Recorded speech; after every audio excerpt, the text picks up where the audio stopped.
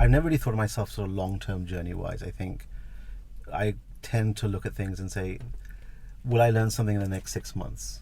And if I learn something in the next 6 months, I think that's good enough for where I want to go.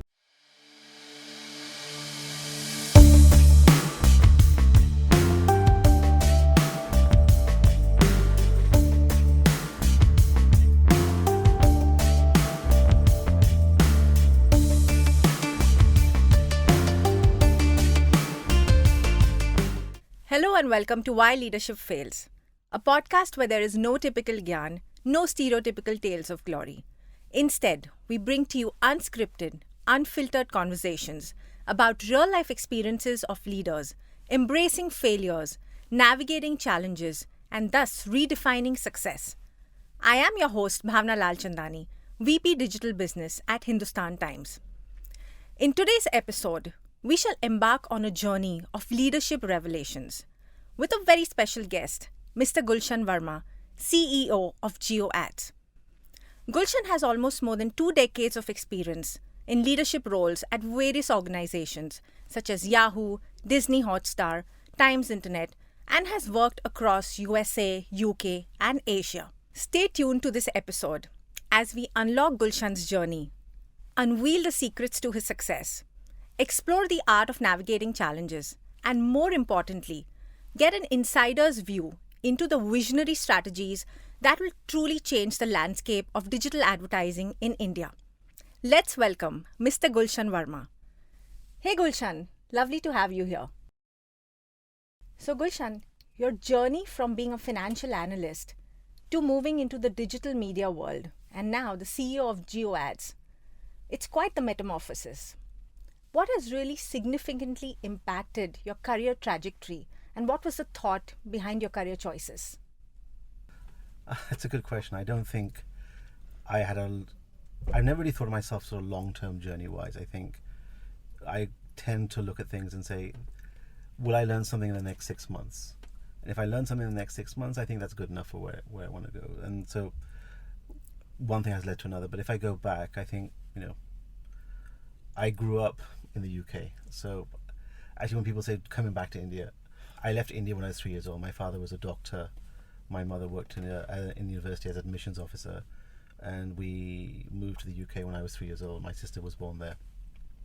So for me, India was a place I'd gone to for family holidays, visits that. So I went to college. I was in London. I studied economics at the London School of Economics. Actually, my media journey probably started there. I ended up working on the student newspaper, reviewing movies and writing. I thought I would be a writer. Wow. Actually, that's what I wanted to do. If you'd asked me my dream job, it probably would have been like, editor of The Economist or something like that. Interesting. So I started off as a writer, then for the university newspaper. Usual stuff. I mean, there's not really a lot going on there, but it was interesting. And then I stayed on university. I got a scholarship to do my master's in European economics and politics. And around that time, which was sort of like late 90s, the Eastern European countries were moving from being socialist to more market leading. And there was a bunch of people at the LSE who were focusing on what does it take to move somebody from a communist country to that, and how do you build those institutions. So it was economics, it was politics, it was everything. And then because my scholarship covered my tuition fees but didn't cover my living costs, I actually worked as a journalist. Oh. So I ended up working for the Associated Press, the AP, and they were setting up a television news bureau in London. And so I joined as an intern in the summer, and then as I went back, I stayed on as a part-timer. I would do daily shifts, and I would work I would study 3 or 4 days a week, and I would work 3 days a week. So it was a pretty interesting kind of journey. So I was actually a producer. So when I was graduating for my master's, they said, why don't you come and join us full time? And that was the beginning of my work journey. So actually I started work, I think this ages me now a lot, but 97. Wow. And the day I started work was the day after Princess Diana had died. So my first day, I went in and they wanted me to be a marketing analyst, and they said I walked in and they said, "Oh, we don't have time for that right now. Princess Diana had died. This is now. Please, all hands on deck. Please help us do something." And I did everything from booking satellite feeds to editing stories to helping our global partners. So I don't know if you know, with the AP was an American version of Reuters. Yeah. So they would shoot stories from all around the world. Sure. And then it would go upon, channels like CNN, BBC in India, Doordarshan, Z, everywhere. So for the first week, I was, doing very basic production co-ord stuff. That week, Princess Diana died. Then a few days later on, Mother Teresa unfortunately passed away.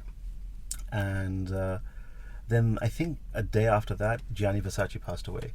So my nickname in the organization was Funeral Guy. That was my nickname. So I basically became a production room coordinator. I would book feeds, I would book studios, I would help edit stories. And I'd been doing that anyway, so I knew some part of it, but I don't think I was very good at it. And I think, but I love the sort of news kind of environment even then. So I've actually always been a media person, always through. And then after that, we went back and we were building a new business, and, a very interesting group of people around me, my mentors, who were living in London, all in their early 20s. Amy Selwyn, who was a former trader from Salomon Brothers, became the head of the department. Michael Liebridge, who actually ended up creating a energy periodical called New Energy that sold to Bloomberg.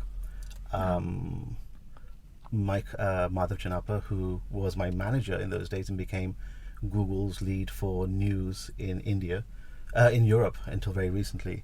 So it was just a great fun thing, and we started off in very early days, and I had just come out of college and I just learned a lot from these people around. So I think that was fun. Great. So you worked in diverse cultures, right? Across US, UK, Asia, pretty much. How has it really been handling, these multicultural teams? And do you have any learnings as such from there? I think you have to recognize that people have different perspectives, and diversity is many things, right? There's obviously geographic diversity, there's cultural diversity, there is gender diversity, there is skill-based. Yeah. A television editor has a different understanding of the world than an accountant, than a salesperson. So you always have to be able to translate one from another. So I'm not a very strong. I didn't move into sales, for example, until I was much older than I am right now, until about 10, 15 years ago. That's really when you and I started working together. That's when I moved into sales. True. But fundamentally, I think what I learned is there are assumptions that people make. And rather than making those assumptions and we kind of go along, you have to call them out in the beginning. So, for example, if I were being on a team, I would say, this is who I am. I like, telling you what I know. Sometimes I will, fly off the handle. Sometimes I'll be calm, but I'd rather know earlier rather than later. I like personally giving formal updates once a week rather than as you see it. If you give me feedback once a week, it works well for me. I mean, everything from, what you do, how you think about things, how you like your feedback, clarity on the goal setting as well is important, right? I think in India, one thing I learned is people don't like saying the word no. Okay, in the UK, in the UK, for example, they don't say no, but they don't say yes either. And let's find it a different way to look about it. Whereas the US people are very focused on clarity, and all have its advantages and disadvantages. And so being able to kind of navigate that, I think, is important. If you think about what a 22-year-old wants to learn versus a 30-year-old with maybe family obligations and responsibilities, or somebody in the late 30s and 40s, that's a different set.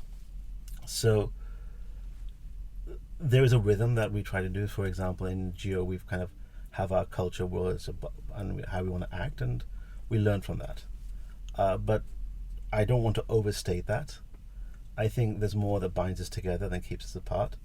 I think sometimes we talk about the words that we use.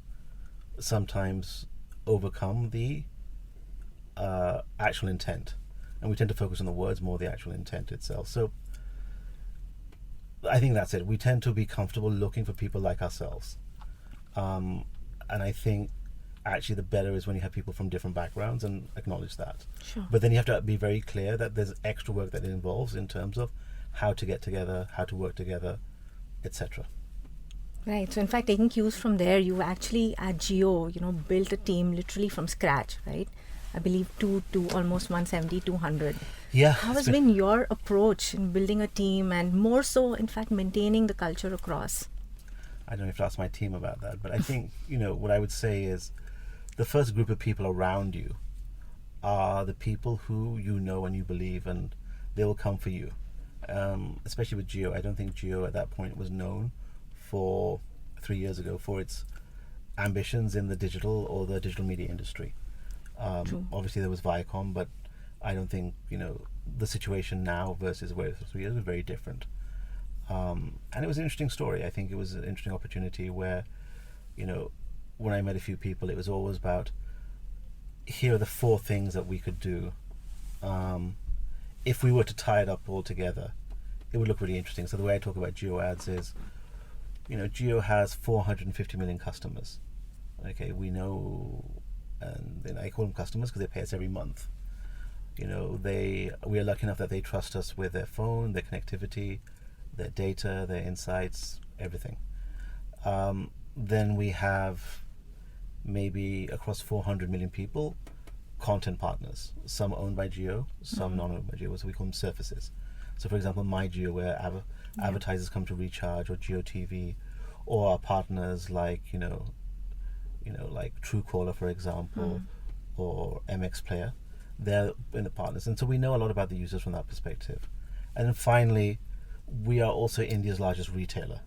We own 50% of, or we drive more than 50% of organized retail, is what I remember hearing about, but the reports will tell you better. And we have more than 18,000 stores across the country, touching everything from groceries to electronics to beauty to high end. And that's a very interesting opportunity that no one else can kind of pull together. So you have to find people who are excited about that. And you have to understand that this is a new set of muscles. Advertising, as you well know, and you and I have been doing this for many years, is not something that is always on. Okay. And Absolutely. In this industry, you're competing with some of the 3 or 4 of the largest 5 largest companies in the world. Everything from Google to Meta to Amazon now to Microsoft, all have players in this space. So you're really competing with like real global players. So you have to find people who are excited by that. You have to find people who are like, okay, you know what, we can do something, and we can. And the ambition for us is not to get along, or we obviously want to take a leadership position. Sure. So there are 3 parts of that. I think one is people who are okay with the idea of starting from 0, or something sometimes less than 0, or sometimes slightly above 0, and we'll go figure it out as we go along. So they're willing to roll with the punches. And Yahoo, when you and I worked together, did something like that in the US. Yeah. And in India, we were one of the first players here. Then you have people who can have a strategic mindset saying, this is what the market looks like today. If we could put these 3 things together, that would look really interesting. And we'll go figure it out. And the final part is, and if that doesn't work, what's plan B and plan C and plan D? So I think, getting those kind of people together. And if you look at most of our backgrounds, let's say, are people who've come from the startup era, are people who've come from challenger brands, not people who've come from, let's say, larger, well-established digital companies in our world, and who then, because we want people who built things, failed, and tried again, and so getting that kind of ambition and those people is actually quite difficult. Okay, and then within the context of the Indian economy going through its ups and downs. So I started in the middle of COVID. So I started in 21. So that was a very different thing. We never actually met as a team until like 8 months later. Wow. So by that point, I think we were like 40 or 50 people. And we're now nearly 300 people across product, engineering, business sides as the JioAds entity. And in just a span of 2 to 3 years, I think that's the kind of scale that Yeah, you built. it's been interesting. definitely been and the ambition has been big as well. Sure. Yeah. But with big ambitions, also I'm sure that there are a lot of challenges, setbacks that come your way, right? So are there any such instances that you could highlight which actually helped you learn and then move forward? I think you only learn from failure. True. And I've done more than my share of failure. So I think, there's a phrase that says, the rising tide, and when the tide goes out, you realize who's wearing clothes and who isn't. And I think, Yeah. One of the early startups I did, I left Yahoo and I joined a startup called Comedy Media, which was trying to build 2 or 3 different things, but very quickly became one of the larger digital startups in the country and then across Asia. And I remember many instances where I was like, and fundamentally it didn't exist, it didn't survive the way that we wanted it to survive. But we raised $200 million. We opened up offices across the US, Australia, Southeast Asia, Thailand, Dubai, UK, and we were actually quite well known for a while. And I think what I learned is our technology probably didn't catch up with us as much as we wanted it to. For a while, we were known primarily in India for bringing both Facebook and Twitter to market from an advertising perspective. So even before Facebook was here, even before Twitter were here, we were there before. And I think there's interesting stories around this, like Prashant knew Blake, who was the head of revenue at Facebook, and we picked up the phone and said, "What are you doing in India?" And he said, "Nothing." He said, "How about we sell for you?" He said, "Done." And we shook hands, and that we didn't have a contract for 3 years. We just did everything on a shake hands basis. But I think we always had ambitions to build a platform. And I think building that platform took longer than we wanted. And our ambition to be a reseller or a sales partner was always something we did to make the money. And I think Comedy, we learned a lot from that. Pubmatic spun out of that. Lemma, which does programmatic advertising, was spun out of that. Yeah. So there's parts of that business is still there. But I remember raising money, and we were going for our Series D and E round, and we had to cut our burn rate down very, very quickly. And so I became the chief revenue officer. And all of a sudden, it was about cutting our burn rate from, X to 0.1X or 0.01X in 6 months. We had to shut down offices, we had to lay off people. Not a fun experience. And so I'm very clear about my learning experiences right now, which is, financial security or, being able to build the margins correctly is something I will do. So I'm not one, for example, who will say, let's spend 500 crores on marketing and then we'll figure out monetization later on. Those are great businesses. That's not my thing. Okay, I'm very clearly good at the B2B enterprise kind of software space right now, and the media industry as well. Sure. So speaking about technology, as you rightly pointed out, it certainly is an integral part of the digital media landscape. So currently, how do you really foster innovation in your team, upskilling, learning? What's your take on that? All the good ideas come from people outside the leadership team. is the short way of saying it. What we do is, and what the team is supposed to do, is say, this is the general direction of things that we're going to do. So if it's in the area of connectivity, if it's in the area of commerce, we want to get into that space. And we are happy to try anything once or twice, and if it scales, that's great. If it's not, you kill it very quickly, because it's very hard to compete in this world. So you have to find 3 or 4 things that will do very well. In fact, the thing that I worry the most about, especially with JioAds, is how complex the narrative is, and what's the story that you're telling. So, even though I'm known as a numbers guy, I always think about the story that we're telling, and the story is hard. Okay, when I was at Hotstar, and Hotstar was an interesting story. It was a simple conversation. Here's my app. Your ads will be seen on this app, and by the way, it's going to be a great experience and everybody will love it. This is a slightly different story, saying, we know a lot about the user. The user's trusting us with some of the intentions. We can take those insights and make an advertising platform across multiple sites, and we'll give you some rewards later on in terms of measurement and attribution. That's a very complex story to do, and it's very hard to do it. Sure. So the storytelling ability, I think, is fine, but the direction of what we're trying to do here is, the goal is, can we be one of the top 3 or 4 leading players in the country for advertising? Okay. Can we matter to the clients and the agency and the publisher? Can we drive higher yields? And if you can do that, that's there. So there's lots of ideas that come up, and some of those aren't in the area and some of those are.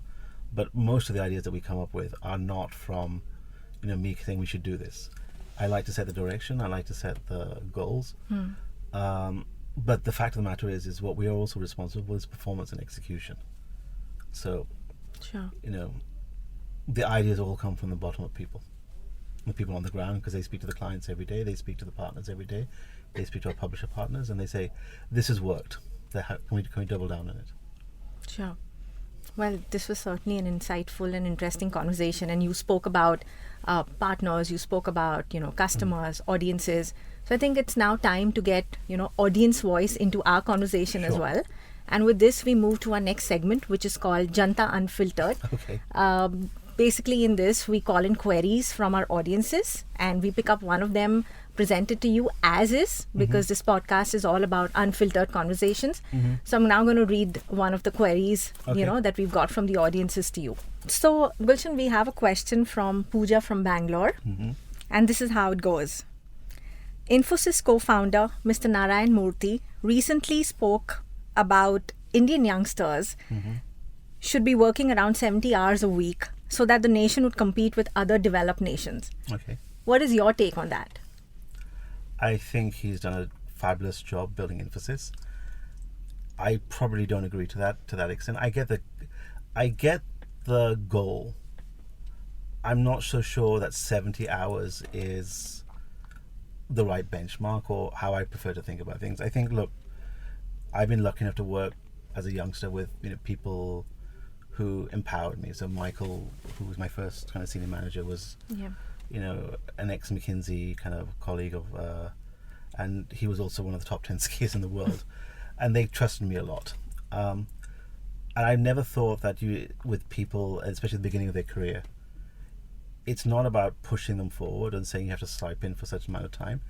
Sometimes you just have to you have to hold them back. And so 70 hours a week, I'm personally not into that. I think we all have obligations. I think we all have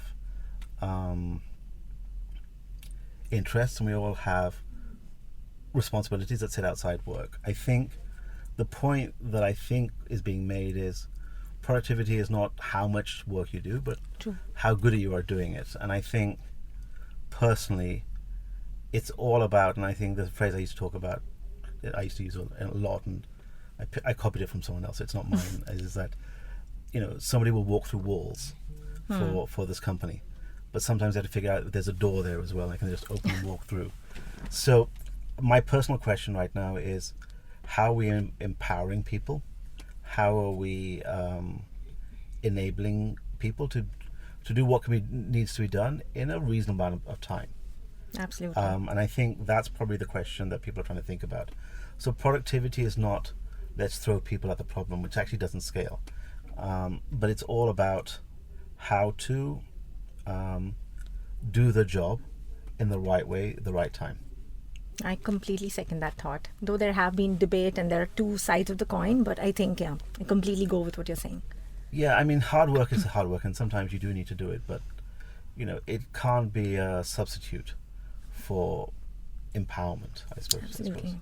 Oh, definitely. Hard work is something that one cannot discount, but yes, there has to be a balance for sure. Speaking about this, so leaders are allowed to have some fun as well, isn't it? So now with this, we move to our next segment, which is called 60-second spin. Okay. It's a lightning fast segment. It's fun. You got to be witty. You got to be fast. So are you ready to come along for a spin with me? Hopefully. Great. So let's begin. I'm going to throw some questions at you, and it's going to be one word, one statement. And let's see how many you can answer within 60 seconds. Okay. And the time starts now. In the world of emojis, which one best represents your typical Monday mood? Sleepy. True for all of us. Yeah. Most adventurous thing you have ever done? I went climbing in Yosemite. and I learned surfing. Wow, interesting. One word to describe your leadership style. I think my team would say direct. Favorite documentary or movie? If it's a movie, it's The Shawshank Redemption. If it's a documentary, there's something I used to work on called, when I was joining IMG, called World War II in Color. That's not one word answer, but what I thought was interesting was there's this British film cameraman who for 40 years had found that all these people had taken film clips of World War II in color, which no one had seen before. Wow. And at the end of his retirement, he decided to make a movie out of it, and he came to IMG and he made it. And it's a very different thing to see World War II in color. Of course. Yeah. Interesting. Favorite travel destination? I'm a city person. If I have time, I would go to London because that's my favorite place in the world. But also any large city, any different, but London's always my home. Sure. You did speak about quite a few mentors. Yeah. So anyone that's really motivated you the most?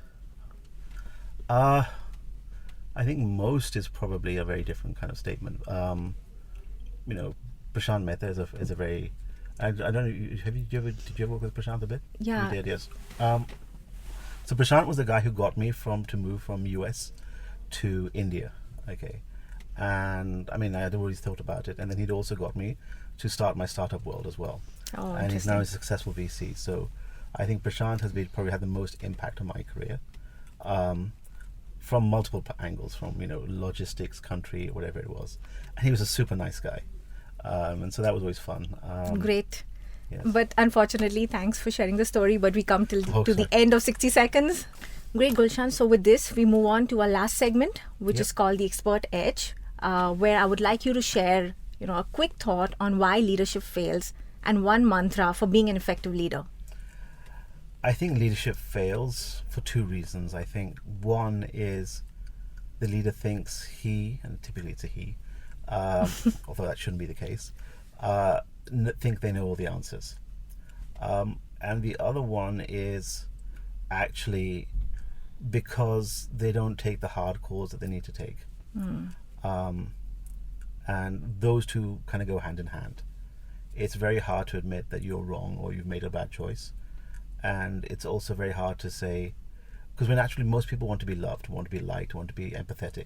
Yeah. But at some point you have to acknowledge the fact that maybe person A isn't working out, and it's not because of it's never for lack of effort. It's all because it's just not the right job for them. Okay, or it's just not the right role, or their skill set doesn't work at this one. So, or this is something that you're going to really, this isn't a project that you're really passionate about and you think it should work, and people just don't want it. So, being able to have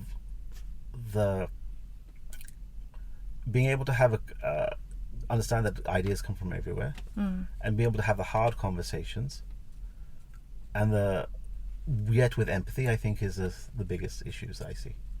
Great. I try to work on myself with. Awesome. Not always successfully. Thank you so much, Gulshan, for sharing your leadership journey with us. It's been truly incredible, and I think this conversation is so insightful that our audiences will take a lot of learnings from this. As we conclude this episode with Mr. Gulshan Verma, CEO of JioAds, remember that leadership is not just a title. It is a journey of continuous growth. If you have resonated with Gulshan's story, do share with your network, and leave us your thoughts in the comment section. We'll be back in our next episode with more thought-provoking conversations with a sprinkle of quirkiness. Until then, all you leaders out there, keep slaying, keep inspiring, and continue leading the way. This is me, Bhavna Lalchandani, signing off.